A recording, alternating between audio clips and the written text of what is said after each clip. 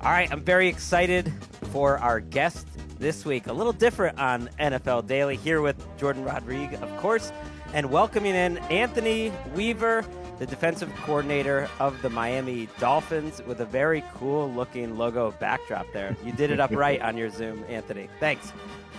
Yeah, I did that all myself. He drew the dolphin, he programmed everything, installed the LED lighting, I wouldn't be surprised based on the job you're doing over there, covering no stone is unturned over there, it seems like, with your group this year, Anthony. You guys are too kind. Just having incredible players who are going on and giving maximum effort, man, it always gives you a chance. Okay, so now we're going to really grill you hard with the hard-hitting questions. We set you up, and now, no, I'm just kidding. No, I was thinking about you because I remember you as a player. You happened to be in, I think it was about the second or third year of your career when I started my career covering the league. So I remember you for those Ravens teams and the Texans. And I was thinking, I've seen that you've gotten a game ball as a coach, as a defensive coordinator. Tell me about the different satisfaction level, maybe which is different, better, whatever, between getting a game ball as a player and now you're doing it as a coordinator. I think getting the game ball as a player is actually much easier than trying to get one as a coach, right? Because ultimately, as a player, you're just responsible for the one person, yourself. Yeah, and you do everything you can to try to prep through the week and prepare yourself to go out there and make plays when they present themselves. Well, as a coach now, you go through all those same processes, but now you're doing it for 30-something odd people. Mm-hmm. So when those guys go out there and obviously play the way they did, it's rewarding to get a game ball, but it's more satisfying just to see those guys have the success because of some of the work that you've put forth. And, I think I want to go a little deeper on that too, Anthony, because you're managing so many different types of people. You're reaching so many personalities. I covered Jalen Ramsey, for example, in Los Angeles, and he just absolutely is a rising tide that can lift all boats and such a unique individual. But you're also, you've got Calais Campbell, 38 years old, and still doing the dang thing. And you've got just a bunch of players who are trying to show up and make plays for you and a lot of moving parts. So how have you, in your first year in this role, how have you reached such a dynamic range of personalities, and what communication levels and layers differentiate when you're trying to, for example, install something with a very experienced players such as those two I mentioned, but then also install something maybe complex with younger players, rookies, guys who are really trying to show up on the tape for you? Yeah. Well, to answer the first part of your question, I think my ability to kind of communicate and talk with a bunch of different type of people, I think is truly a product of just the way I grew up. I'm a very proud Army brat. My dad was in the Army for 21, 22 years, and my mother actually served for 2 as well. So we moved every 4 years, and that kind of forced you to learn how to talk to people, and kind of you couldn't be shy. Right. And I think naturally, by nature, I was a shy kid, but I knew that I couldn't be that way. Otherwise, I really wasn't going to have many friends. So that moving around and kind of learning to kind of be personable and how to talk to people and develop relationships has absolutely benefited me in my coaching career. In terms of just installing and trying to talk to just the different players, at whatever stage of the career they're in, I think the one thing you never want to do as a coach is assume and take anything for granted. Because I would tell the guys all the time, you're either growing or you're dying. So you try to make sure you hit the elementary things, absolutely. And you just want to make sure you hit every detail with the guys constantly, because there might be one day where a vet may sit there oh, I've heard this a million times, and there's something you said differently, and now it clicks different. And that's the difference between making a play or just missing a play. So constantly talking to guys, you can't assume anything, right? Cross every T, dot every I, and let's make sure we leave no stone unturned. Yeah, I heard one of your players, Anthony Walker, describe the defense as complicated for them, talking about the opponent, and simple for us, which I loved as a writer. That is concise. That is one of those phrases you could put up on the walls in Miami or whatever. You always see on Hard Knocks with the motivational phrases. That's good. Complicated for them, simple for us. What does that mean to you? Yeah, that's the goal. That's ultimately the goal, right? I actually learned it from Rex Ryan. His his philosophy was the kill philosophy, right? People used to have KISS, which was keep it simple, stupid. Well, we don't think anybody's stupid, so we apply the kill philosophy, which is That's keep it kind of likable you. and learnable. No, people just learn in a variety of different ways, right? You just gotta figure it out. Every once in a while, though, there's kind of a dummy, though, right? Come on, it's life. It's human nature. Yeah, you won't hear that from me. Yeah. Okay. But so KILL, what does it mean and how do you apply it? Yeah, it means keep it likable and learnable. So the one thing first and foremost, when guys walk into that meeting room with me, I want them to want to be there. I don't want them to dread coming to meetings. We've all had those jobs. We've all been in those classes. Go back to college where you've had to go into the classroom. You're like, oh God, I gotta listen to this teacher again. That's the first thing I want to get rid of. I want guys to be excited walking into the building. And then we try to do anything possible to make sure the information that we give them is very digestible. So we try to be bold, brilliant, and brief, right? Because the attention spans for some of these guys nowadays, particularly in the iPhone age, like you can't sit up there and lecture. Mm-hmm. So try very hard to create an environment that guys want to be in. And then when we do present the information, we find a number of ways to try to give it to them so it retains and it hits them in the right way. But how do you do that? You know, I spoke with, I know he won't mind me sharing this, when I spoke with Mike McDaniel right after he hired you, he said, he wanted somebody who could make the complex simple for players and communicate effectively and as a teacher in a teaching mindset, someone who could reach players, who players wouldn't feel on guard around, that could really be open with you, but also somebody who was going to be installing and evolving what's coming next in defense in this league. And you have to walk that line in your role because you're always trying to look around the corner and evolve into what's next for sure. while teaching something from the ground up. So what does that look like for you personally? And how do you keep pushing this system, this scheme, this philosophy forward while game planning week to week and also making sure no player is left behind with what the baseline of the information is? Yeah. Well, I think that starts way back prior to training camp and in the spring. Mm-hmm.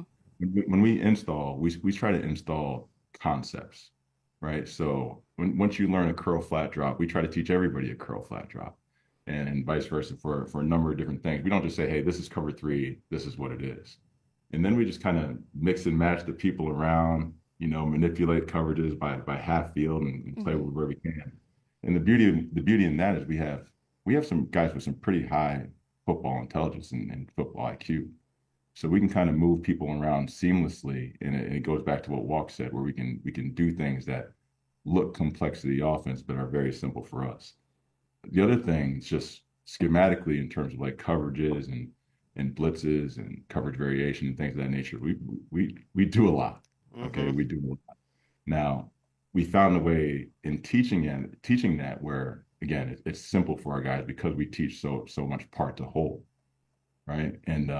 And then just in terms of trying to stay ahead of the trends, because of that, like we go into the game plan with a very concise menu, but because we've put so much on tape, when you're an offense and you're studying us, you're like, oh my, what are we going to see? Like they do this, they do that. Well, we're not doing that every week, right? We try to pare it down, obviously, by the opponent.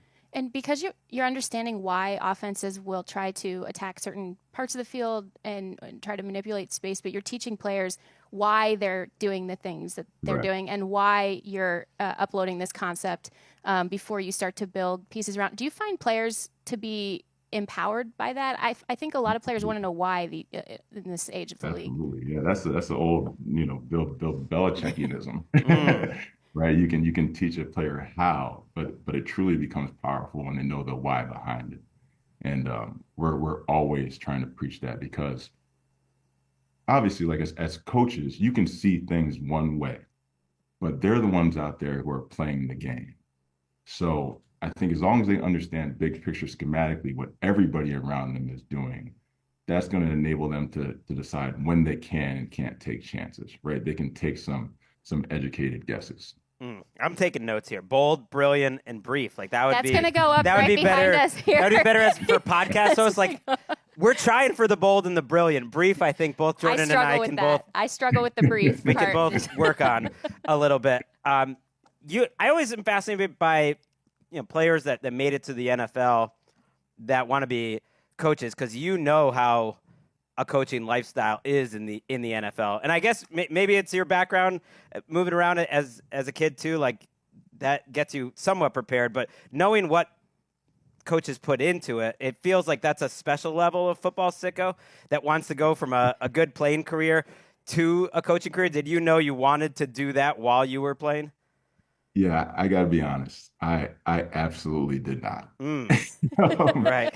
Right. Again, I grew up with Rex Ryan was my position coach when I first got in the league. And I would just hear nightmare stories about him sleeping in the office Monday and Tuesday. I'm like, oh my God. I'm like, Rex, like, it's just I'm gonna get a reach block, a down block, a double team. Like you were in the office that long for that? Like what are we doing?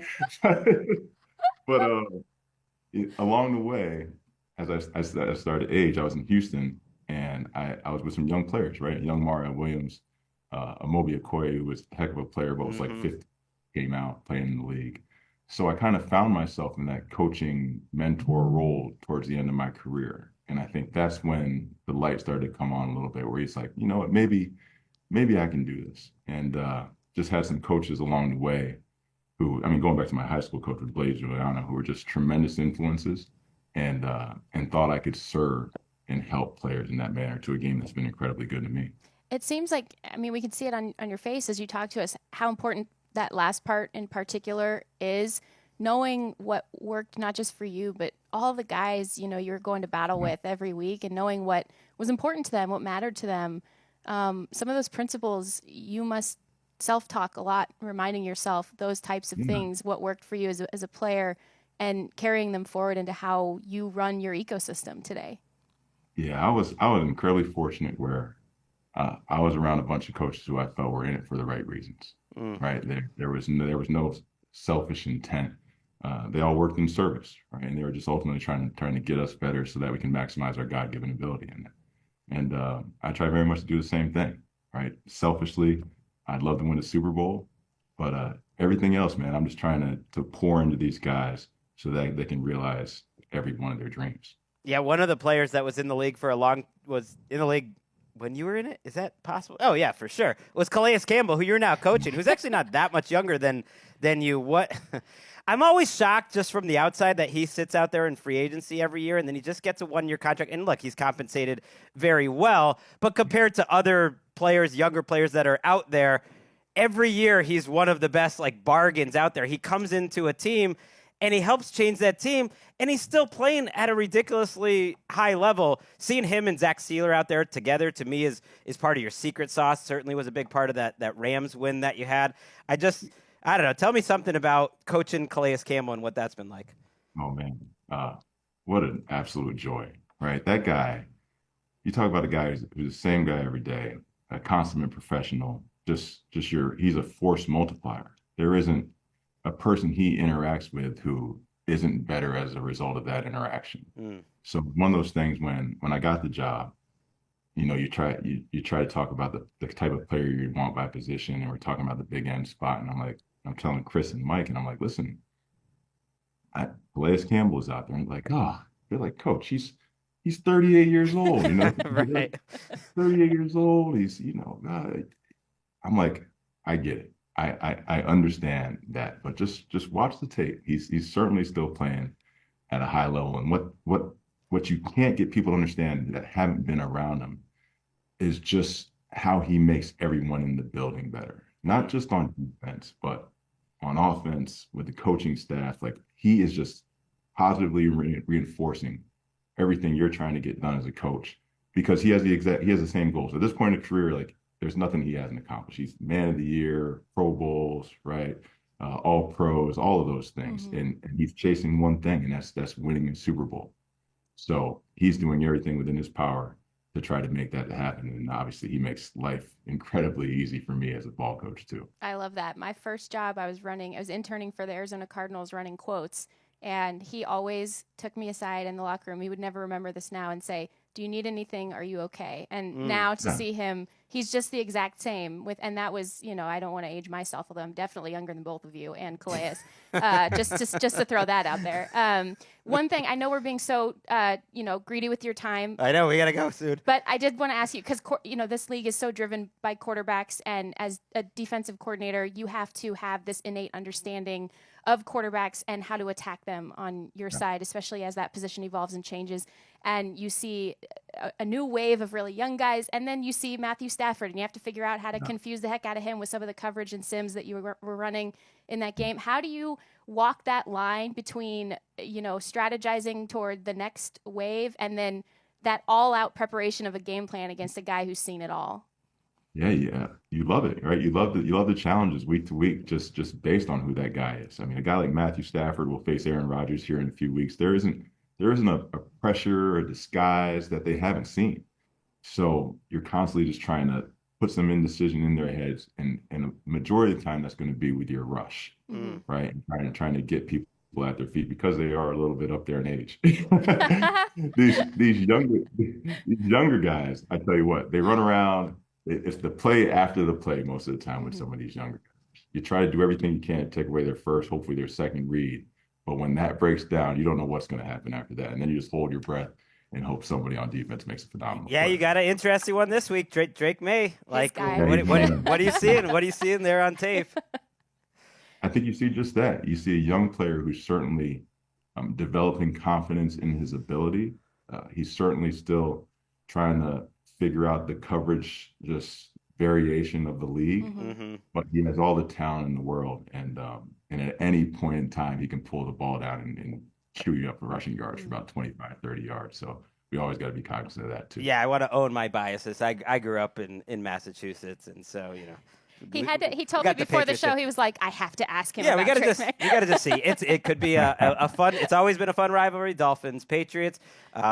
You're now part of it, at least for a couple games this year. I know you had head coaching interview last year, so who knows how long you'll be in Miami. But obviously doing a great job with the Dolphins, and we appreciate your time, Anthony. Thanks for it.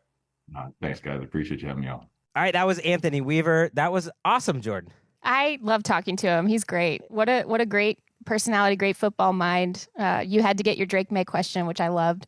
I know. I wanted it almost to be a little more pointed, like, hey, you worried? It's kind of like an older secondary you got there. No, I don't know. We do need to put his slogan up tackling this young buck in the open field. You think actually Jalen Ramsey would be very much up for that. I feel like he's probably just got a picture of him in his locker upcoming for that game. Just, That would be outstanding. Yes, and if you get a chance to see it on YouTube, just the smile, like the vibe. You can get a little bit of a vibe from someone in only 15 minutes. That's why they do those combine interviews with all the draft prospects, so you can see him as the type of person. And he's already now had head coaching interviews. He had one with the Falcons last year, and DC interviews that I'll be just kind of watching where it goes. You could see him impressing an owner in that setting, and we're seeing kind of a trend.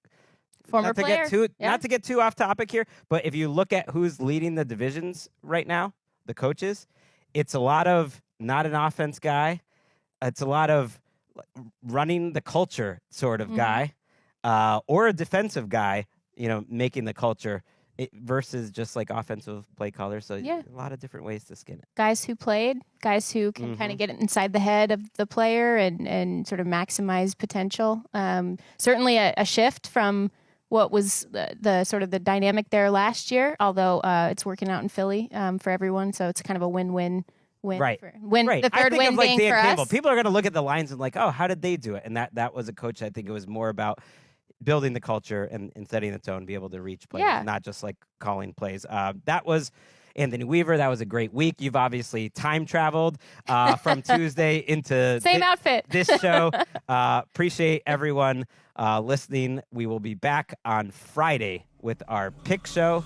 Cynthia Freeland. I don't know if you've heard people talking about this, Jordan.